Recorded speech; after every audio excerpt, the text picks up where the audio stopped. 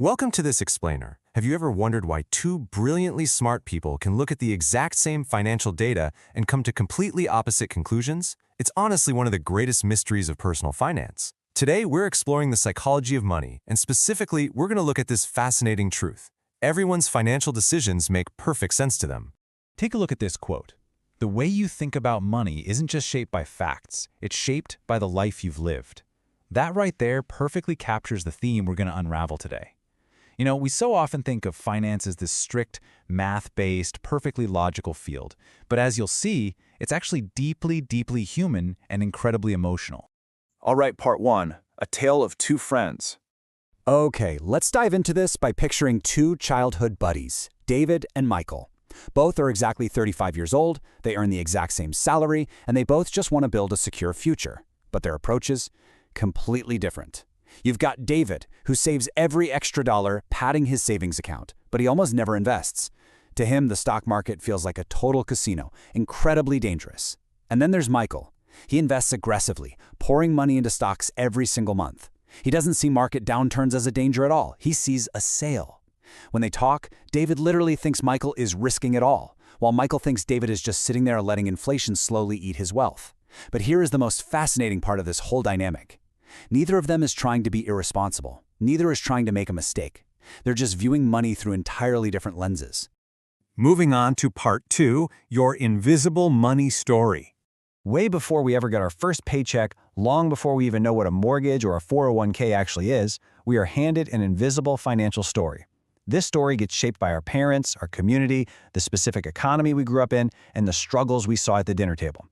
Think about two kids growing up in different homes. One kid constantly hears, "Save every rupee, you never know what tomorrow brings." The other kid grows up hearing, "Hey, money is meant to be enjoyed, don't worry too much." Now, these childhood lessons aren't completely right and they aren't completely wrong, but they quietly embed themselves into who we are, silently steering our decisions for decades. So let me ask you this directly. Have you ever argued with someone about money? Maybe you've had a heated debate over whether renting is just throwing money away versus buying a house, or whether crypto is the future versus just a giant ridiculous risk compared to real estate. We have these arguments all the time. And why? Because human beings don't evaluate money in sterile laboratories using pure unfeeling logic. We evaluate it through our own unique lived experiences. And this brilliantly illustrates how the specific economic era you grew up in literally creates your default reality. If you look back at our grandparents' generation, a lot of them grew up during a recession. That creates a scarcity mindset where you save every single penny. Then you have their parents, who maybe grew up during a massive economic boom, so they have this mindset of endless opportunity. And today's younger generation, well, they've grown up in the digital age. Instant shopping, online banking, tap to pay. Their whole relationship with money is entirely different. None of these generations are wrong, they're just reacting to completely different historical realities. Part three, experience beats financial advice.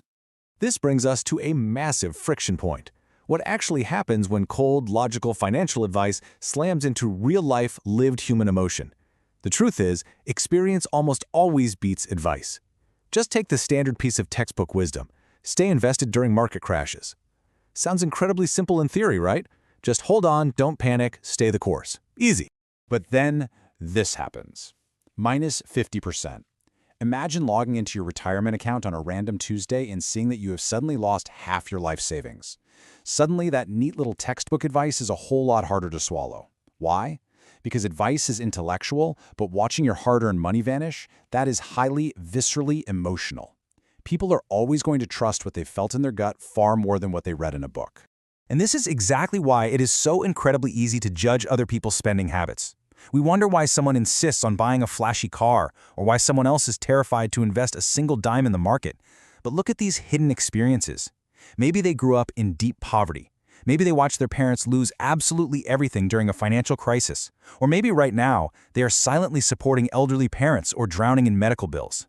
We see their financial decisions, sure, but we rarely see these invisible, crushing struggles behind them. Now, what's really interesting about this is that even the most successful investors in the world have drastically different approaches, all based on their own experiences. Just look at this breakdown. Warren Buffett's core strategy, buying quality businesses and holding them for decades. But talk to a real estate entrepreneur, and they'll tell you physical property is the absolute safest bet.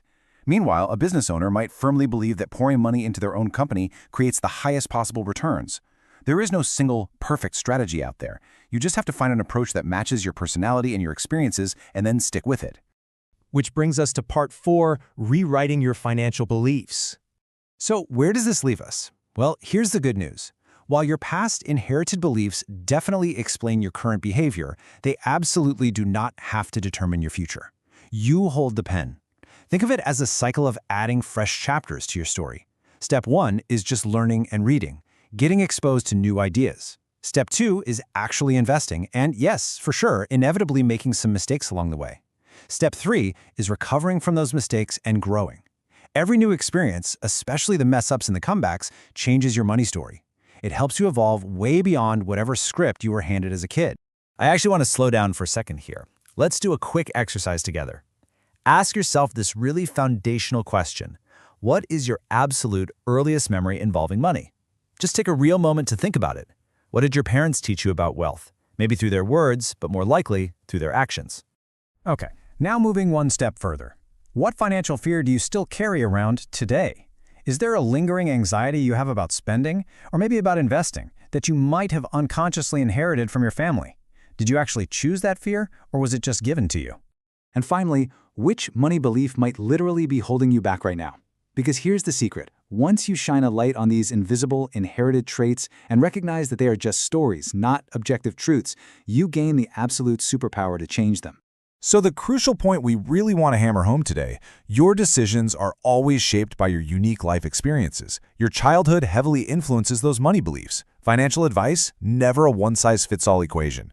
We really need to avoid judging others without knowing what they've been through. And above all else, self-awareness is literally the first step to genuine financial health. Understanding yourself is the ultimate key to writing a better financial story.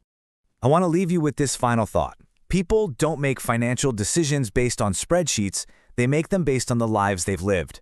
In our next explainer, we're going to dive into the wild roles of luck and risk, and how two people can make the exact same choices but end up with completely different outcomes. Until then, I want you to ask yourself, does your current financial spreadsheet truly reflect the life you want to live, or is it just reflecting the life you were handed? Thanks so much for learning with me today, and I'll catch you in the next explainer.